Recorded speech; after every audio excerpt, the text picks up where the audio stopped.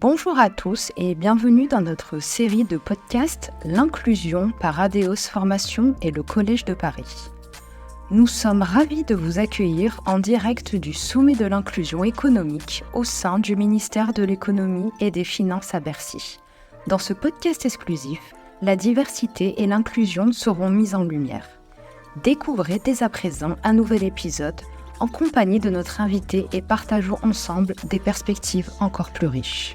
Bonjour à toutes et à tous et bienvenue à bord de HRD Radio.tv depuis le ministère de l'économie et des finances à Bercy pour le sommet de l'inclusion. Vous êtes 12 000 DRH et dirigeants d'entreprise à être abonnés à nos podcasts.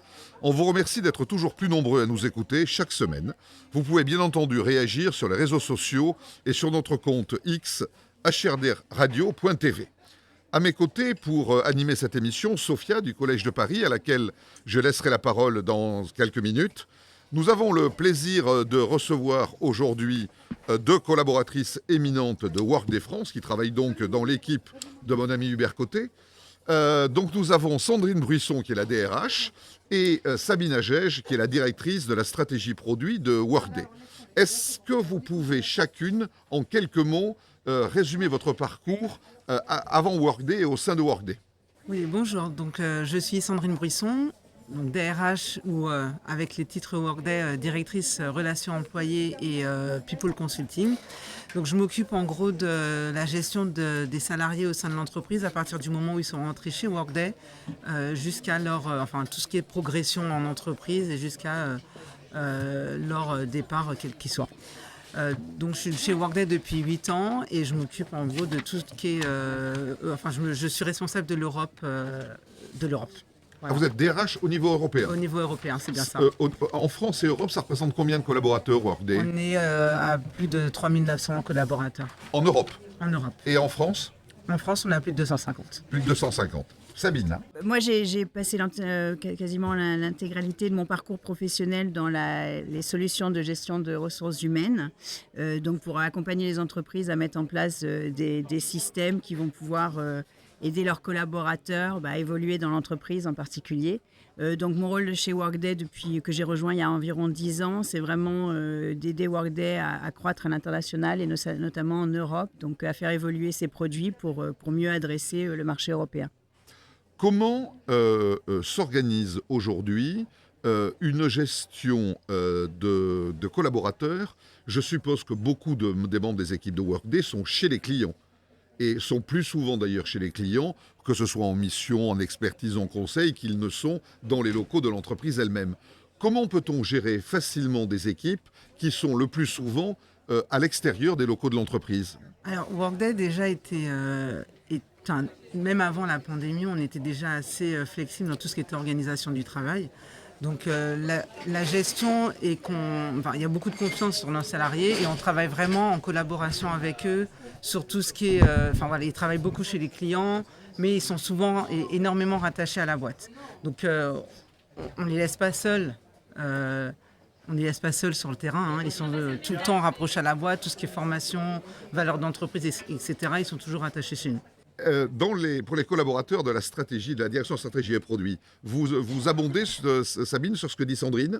Oui, alors on a mis en place aussi un certain nombre de bonnes pratiques au niveau managérial notamment, et on organise la vie du collaborateur autour d'un certain nombre de temps forts. Donc nous, on prône vraiment un dialogue continu entre manager et collaborateur. Et ça, je pense que ça s'est nettement accentué aussi pendant la période du Covid, où on a voulu armer nos managers pour qu'ils soient au plus près des collaborateurs.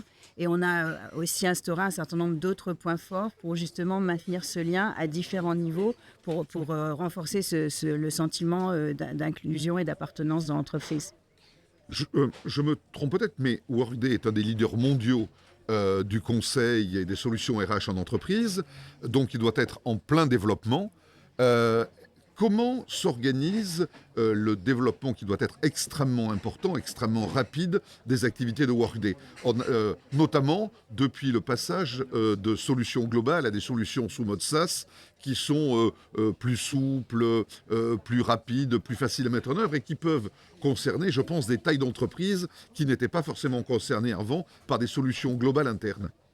Alors on est Workday est SaaS depuis le départ, hein, donc on s'est construit sur une plateforme 100% en mode SaaS et donc hébergé par Workday et non pas chez nos clients.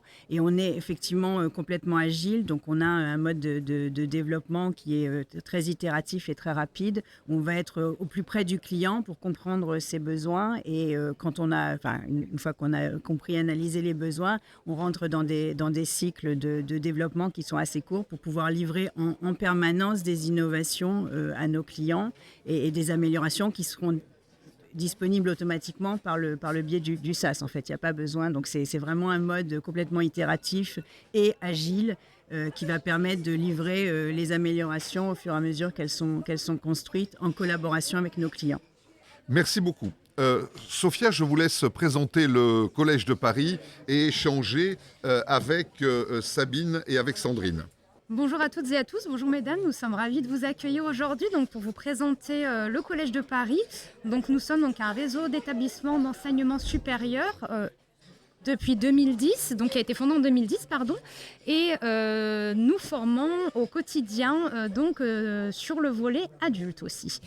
J'aurais une première question pour vous, Sandrine, sur le volet ressources humaines.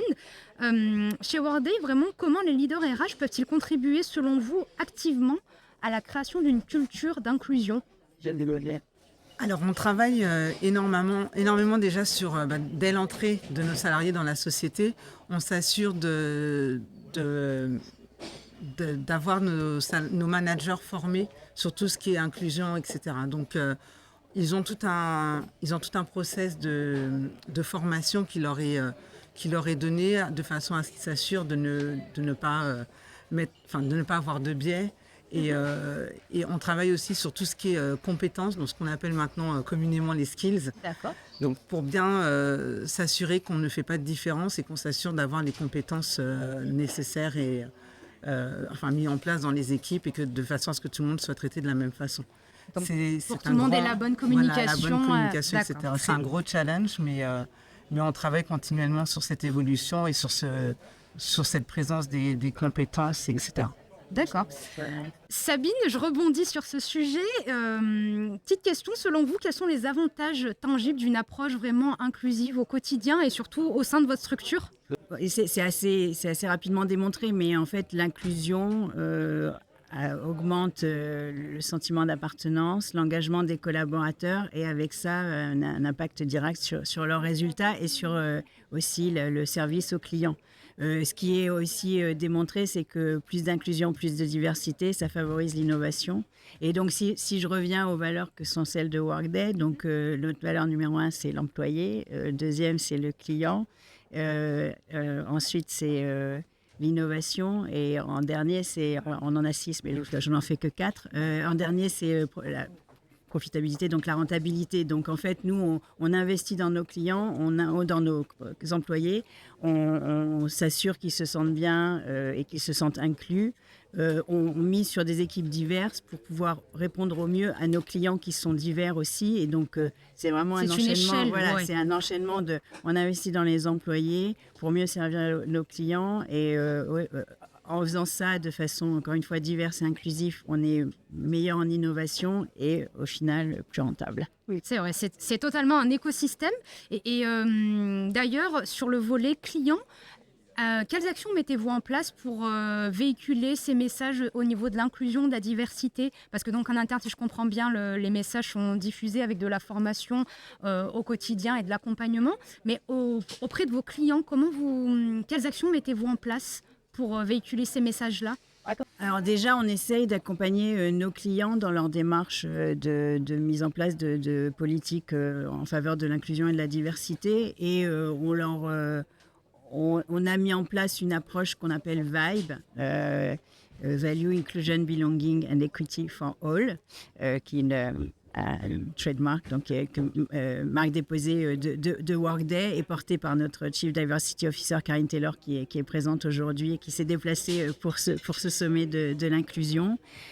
Donc, au-delà de cette démarche Vibe, on a à cœur de à la fois partager des bonnes pratiques qu'on a observées et mis en place en interne, mais également équiper nos clients d'outils qui vont leur permettre de promouvoir la diversité en entreprise. Donc, avec Vibe, on mesure un index de sentiment justement d'appartenance et de satisfaction. Donc, on mesure en permanence le sentiment des collaborateurs et on va pouvoir croiser ça avec un certain nombre de dimensions qu'on va pouvoir aussi récolter dans le système RH de Workday, et donc avec ça mesurer encore une fois les impacts par exemple d'une politique inclusive ou éventuellement identifier des endroits où le sentiment d'appartenance n'est pas celui qu'on espérait avoir et du coup pouvoir mettre en œuvre des initiatives qui vont permettre d'améliorer, encore une fois, le bien-être, l'inclusion et la diversité dans l'entreprise. Merci Sabine, merci Sandrine de ces retours d'expérience extrêmement intéressants. Merci beaucoup Sophia et à bientôt pour la suite de nos aventures. Merci d'avoir écouté notre podcast en direct du Sommet de l'inclusion économique. Nous espérons que cet épisode vous a plu. Ne manquez pas les prochains épisodes qui promettent d'être remplis d'inspiration, d'innovation et de stratégie pour favoriser l'inclusion dans tous les aspects de votre vie. N'oubliez pas de nous suivre sur les réseaux sociaux, de partager et de laisser vos commentaires pour que cette conversation résonne encore plus fort. Pour plus d'informations, découvrez nos programmes de formation sur notre site www.adeos-formation.com, rubrique inclusion. À très bientôt!